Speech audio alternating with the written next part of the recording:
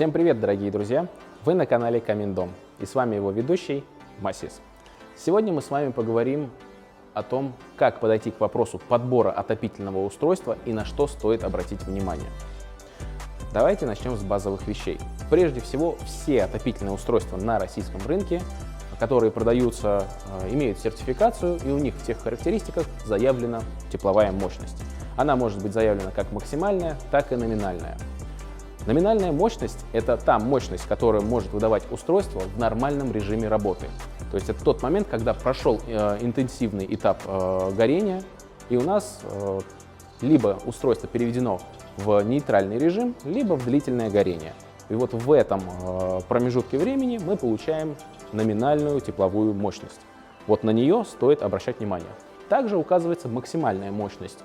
Она, честно говоря, нам ни о чем не говорит, разве что это та мощность, которая получается в пике горения. Это совсем небольшой промежуток времени. Это единственная информация, которая нам дает.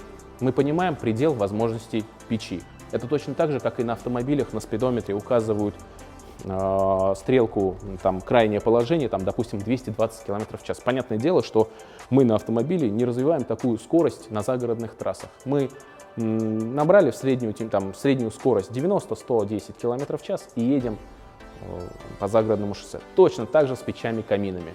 Есть номинальный режим, при котором нужно эксплуатировать отопительное устройство. Помимо того, что мы знаем номинальную мощность отопительных устройств, нам нужно знать базовые вещи, такие как 1 киловатт энергии способен протопить 10 квадратных метров при средней высоте потолков 2,5 метра. Иными словами, 1 киловатт протопит 25 кубов.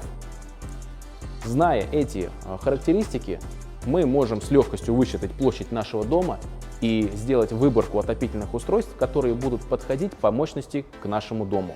Но здесь важно знать, что подбирать отопительное устройство необходимо с запасом. То есть нам нужно хотя бы 30% мощности печи заложить как в запас, то есть завысить эту планку. Для чего это делается? Камины, которые работают в полсилы, имеют больший срок эксплуатации. Чем дольше и чаще отопительное устройство будет работать в пике или полупике, тем быстрее оно израсходует свой ресурс. Второе. Нужно учитывать утепленность дома. То, насколько нужно взять запас по мощности, напрямую зависит от того, насколько грамотно сделана теплоизоляция дома. Но так или иначе мы должны брать в расчет количество окон, наличие приточной системы, вентиляцию, иными словами, все возможные теплопотери нашего дома. На практике дома, которые утеплены согласно строительным нормам, имеют приемлемые диапазоны теплопотерь. Именно для таких домов подбираются отопительные устройства с запасом по мощности примерно 20-30%.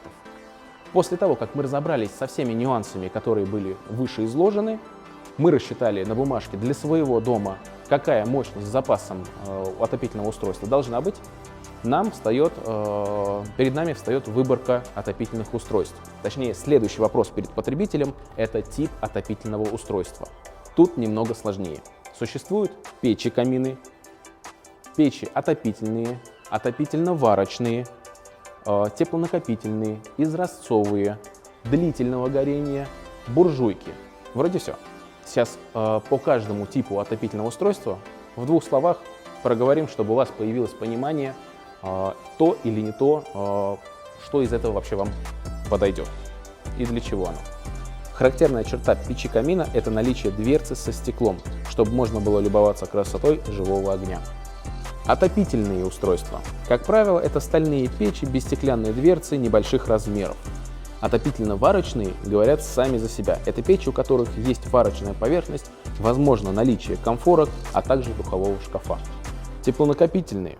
Это печи, как правило, имеющие огромный вес. От 300 кг могут доходить до 1,5 тонн за счет теплоемкого облицовочного материала. Их особенность в том, что они могут вбирать и отдавать тепло более 8 часов в зависимости от теплоаккумулятора. Изразцовые. Это отопительные устройства, имеющие красивую декоративную облицовку из керамики. Печи длительного горения. Основной режим работы которых – это режим газогенерации. Всякие булерьяны, АУГТ, профессоры, Бутаковы и так далее. И буржуйки. Буржуйки – это маленькие коробки для сгорания дров, самые нефункциональные, предназначенные для маленьких подсобных бытовок. Также печи камины бывают стальными и чугунными, но об этом чуть-чуть попозже. Следующий вопрос, ответ на который нам нужно получить для того, чтобы правильно подобрать отопительное устройство. Вопрос следующий. Каким способом вы планируете проживать в загородном доме, где хотите поставить отопительное устройство? Это круглогодичное ежедневное проживание, либо это проживание наездами праздничного дня. Именно от этого зависит, отопительное наше устройство, там печь-камин, будет чугунным или стальным. Стальные печи-камины, их еще называют каминофены, потому что основной способ получения тепла – это конвекция. Холодный воздух подсасывается в нижней части печи камина, пронизывает все конвекционные решетки, проходит через весь корпус, и прогретый воздух выдувается в верхние слои нашего помещения. И таким образом очень быстро помещение можно прогреть до нужной температуры. Он очень эффективен для прогрева помещения с низкой температурой до желаемой, но прогрев прекратится, как только перестанут гореть дрова. Такие печи-камины эффективны для тех случаев, когда мы приезжаем в загородный дом на день, на два, чтобы быстро потопить, прогреть, побыть там определенное какое-то время, количество дней и уехать. У чугунных печей теплоотдача немного отличается от стальных. Во-первых, чугун как материал более теплоемкий, поэтому первое время он будет вбирать энергию в себя. А уж после того, как он наберет рабочую температуру, чугун вберет необходимую энергию, он начнет выделять равномерно это тепло. Во-вторых, у чугунных печей линейный способ отдачи тепла. Это более равномерно и приятно по ощущениям. Чугун более долговечный, и после затухания последних углей он продолжает отдавать тепло. Поэтому для постоянного проживания чугун более практичный. Мы сейчас разобрали все основные нюансы при подборе печи. Данная рекомендация справедлива будет в том случае, если наша печь является единственным источником тепла или же основным источником тепла в данном доме. Все вышеизложенные рекомендации будут справедливы только при одном условии. Если отопительное устройство, которое вы рассматриваете, является реально единственным источником отопительного тепла, либо оно будет основным источником тепла.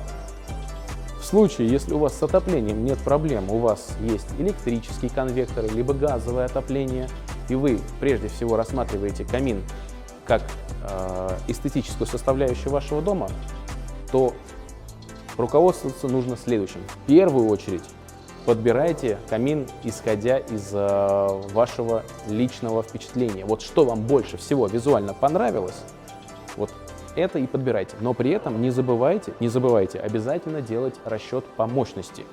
Всегда нужно иметь в виду тот случай, когда у вас прекратится электричество, то есть обесточится, случится какой-то ЧП, газа не будет в конце концов, чтобы ваше отопительное устройство, несмотря на то, каким бы оно красивым, симпатичным, современным, дизайнерским не было, чтобы оно в случае ЧП смогло поддержать в тепле или хотя бы протопить ваш дом, в котором вы будете жить.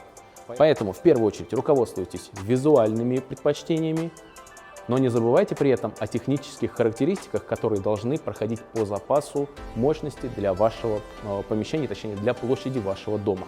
А на этом наш обзор подошел к концу, друзья. Если у вас остались вопросы, пишите их в комментариях, мы постараемся на них ответить. А также не забывайте подписываться на наш канал, ставить лайки и нажимать на колокольчик. Ну а я с вами прощаюсь. С вами был Масис, канал Камин Дом. Камин Дом. Здесь говорят правду о каминах.